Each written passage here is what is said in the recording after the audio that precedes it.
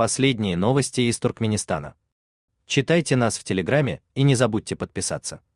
Бывший заместитель главы госконцерна «Туркменхимия» Атагельды Бяшимов, которого называют виновником развала полимерного завода в Кейнлы 27 мая, был назначен директором Ахалского завода по производству бензина из газа. Это предприятие также является проблемным, но выбор кризис-менеджера на эту должность Бяшимова не может не удивлять. Источники Turkmen News подробно рассказывали о роли последнего в упадке завода, возведенного в поселке Кейнлы Балканского вилаята корейскими компаниями Hyundai и LG International Corp, а также японской Toyo Engineering Corporation. Замглавы Туркменхимии и его доверенный сотрудник Язгильды Атаназаров на протяжении 2 лет заменяли запчасти и реагенты на дешевые нелицензированные аналоги. Их поставщиком был некий Оре из Объединенных Арабских Эмиратов, который устраивал на тендерах конкуренцию из нескольких подконтрольных ему фирм. Периодически Оре приезжал в Ашхабад, чтобы передать Бяшимову и Атаназарову откаты. В результате предприятие, строительство которого обошлось в $3,25 миллиарда, фактически встало. Во время последней попытки запустить производство в мае прошлого года погибли 3 рабочих.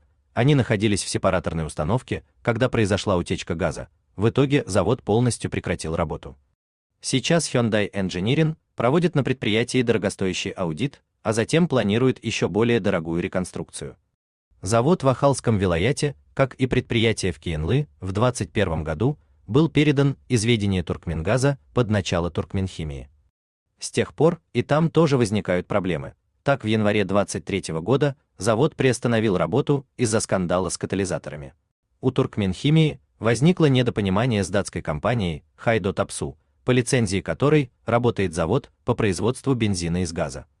Итогом этих разбирательств, суть которых точно не ясна, стала закупка низкокачественных катализаторов.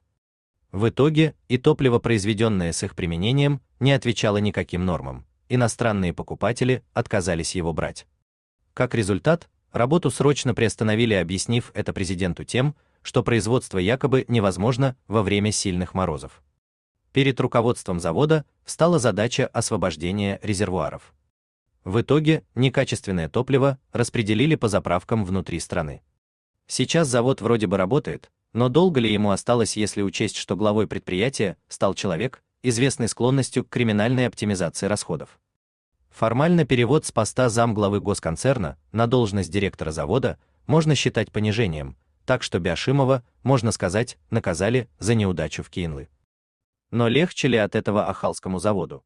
Разумно ли доверять дорогостоящее предприятие человеку, который убедительно доказал свою несостоятельность как руководителя?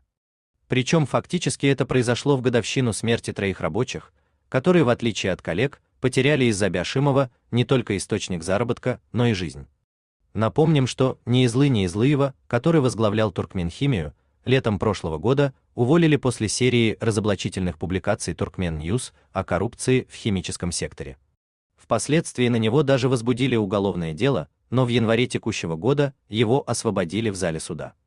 В госконцерне провели множество проверок. Тем не менее, ситуация с коррупцией, хищениями и прикрытием недобросовестных сотрудников там до сих пор остается плачевной.